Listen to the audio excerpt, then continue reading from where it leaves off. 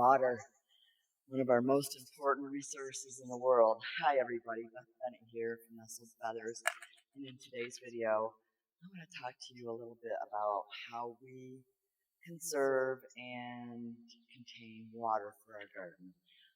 This isn't really meant to be a tutorial or anything, and I must also remind you to please check the local and state ordinances in your area because collecting water isn't legal everywhere. So, welcome to the garden. Welcome to the jungle. Part of the garden, the peppers, the peas. We're having a great year so far, in spite of a few mistakes. But yeah, I wanted to, especially on today, one of probably the all-time hottest days ever recorded across the country. Yeah, we're all kind of sweltering in it. So um, let's take this conversation into where it's a little bit shadier and we can talk just a little bit more about conserving water because I think it's going to be something that's going to be increasingly important to not only gardeners but just everyday individual people. Just conserving water for the entire planet, so we all have water when we need it. So let's go get shady. So where all this really starts is in your own daily habits, right? Like turning off the faucet when you're brushing your teeth and things like that. So obviously, I'm not going to be spitting my toothpaste into a bucket and putting it on my plants. That's not, we're not going that far. But what I can do is I can save my water when I'm done boiling my eggs or my pasta or my potatoes and pour it into a 5-gallon bucket, let it cool down. In fact, we've graduated. We have a full 30-gallon trash can just outside of my front porch door so that any time of the year I can always dump some wastewater out into this big collection unit, which is just, it's open. It's open. It's still, I usually keep a mosquito donut in there so it doesn't, promote the growth of any mosquitoes. We're also having a big year with mosquitoes. So you have to be mindful of that. But after that water cools down, it's full of nutrients from whatever you just got done cooking in it. So as long as it's not over, any oils or fats, I wouldn't use anything like that. But that water is all good. And like when I have a lot of orchids, and so every week my orchids get a nice soak in water, and I don't like share their water. So every orchid has its own little spa, its own little spa day, nice soak in the water, and then I dump it into the waste barrel and pour fresh water for the next orchid, and onward until they've all gotten a good soak for the week. So there's another place, like plant water that, drain down into the, you can always, add that to what I call my compost, my compost bin, my fertilizer, my my food bin, my liquid food bin for the garden. And the best contributor to that is fish tank water. So if you happen to enjoy fish too, like we do, we have now 5 fish tanks. And yeah, we have a lot of fish. So on fish cleaning day, all that dirty, poopy fish water, it's really good fertilizer. So we put that in there. And in fact, any aquarium plants that, have seen their better days, and we throw them in there, grass clippings, weeds that get picked can get thrown in there. We just, kind of keep a nice compost tea going at all times during the summer. And that's primarily where I feed my plants from. If I see something that is looking a little yellow around the edges, I'll give it a nice drink from that compost tea that we have, a huge barrel of, a huge trash bin full of, and seems to work. the green usually comes back within a week. So as long as we don't have too much rain. It's not the strongest fertilizer in the world, so it's not like, instant results or anything like that, but just over time, I think even, the indoor plants get some too. I mean, everybody gets a little fishy water. We try not to put any fish water down the drain if possible. We try to use all the fish water. But sometimes, if we've had a lot of rain, that barrel's already full, and yeah, sometimes a little of it has to go down the drain. So it keeps the front the front yard green in the leach field that it gets deposited in. So that's, some ways of conserving.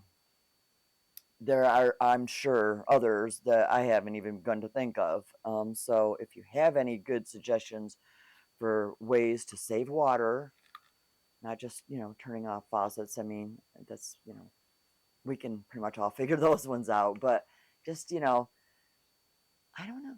I haven't come up with any other ways. So if you do, please, like I said, let the rest of us in on it, and that'll just go that much farther in saving water for all of us to use when we need it. So the next thing I would want to talk about is how we contain all that water, and that's where we get back to the IBC tanks. So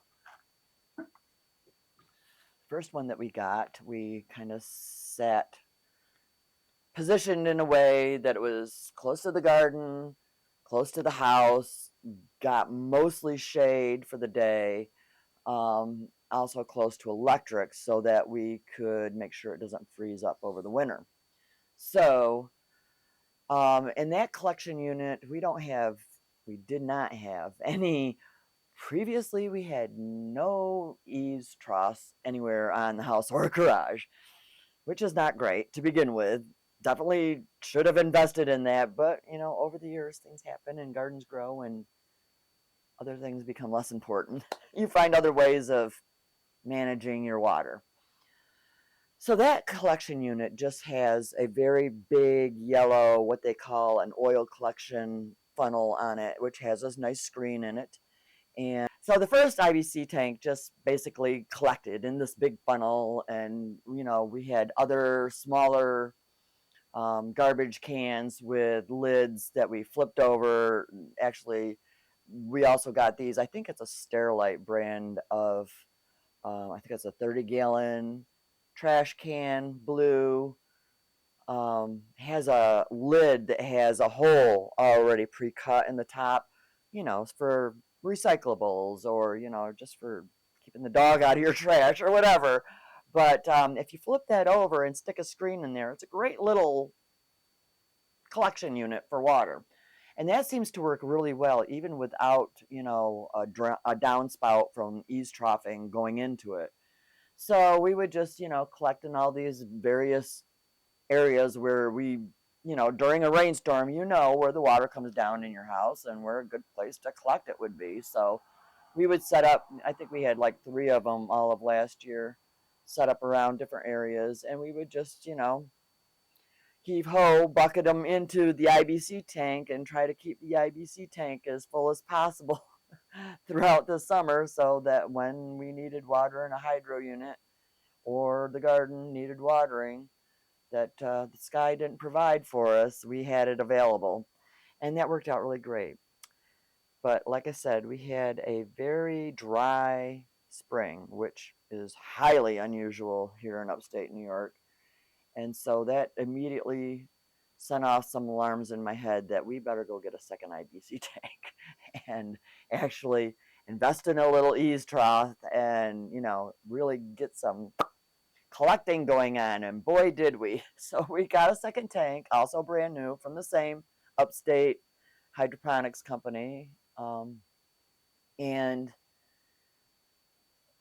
put it in also a nice location, elevated, close to electric, close to the garden, somewhat shaded throughout the day.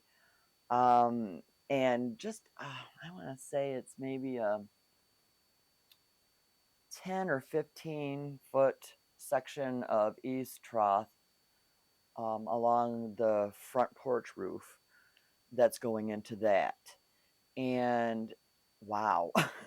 I mean, that thing was full in 2 days. So then the problem still became we have to schlep water from one IBC tank to another. So I am working on a solution for that. I don't have it worked out yet. I know in my mind what I think will work, and that is just putting a pond pump in there and somehow getting it to connect to some kind of hose or something so that I can at least run the hose over and move it more quickly than the 5 gallon, treatment that you saw in the beginning of this video. Yeah, that is on a good day. I get my workout working on those flabby chicken arms that my grandson Connor loves to pick on me about. Come on, Grandma, let's see the chicken wings. Yes, I'm a grandma and I have chicken wings, but with more working out, I wouldn't. And, but I'm not going to do that in 90-degree heat either. And I'm not getting any younger. So we do have to come up with a better way of moving the water from one unit to another. And there's a ton of videos out there on collecting water, folks. So do check them out. In fact, I just watched one last week that was just a couple of 55-gallon barrels, the blue barrels, food grade plastic barrels, built into a mobile unit that was on wheels and had its own roof and little, ease trough and downspout going into one, and they were connected together, so they both kind of filled up together. What a great idea. I mean, especially if you have a sizable area that you're trying to bring water to, and you don't have all the money in the world to run water lines and stuff. This is a way of getting the job done a little more efficiently. You can also buy tanks for the back of your side bys or ATVs or whatever vehicle you use to get around your homestead. But again, that's you know a limited amount of water. That's my video for at least now on water conservation. And think it's a really timely video to be making during the hottest ever summer in recorded history.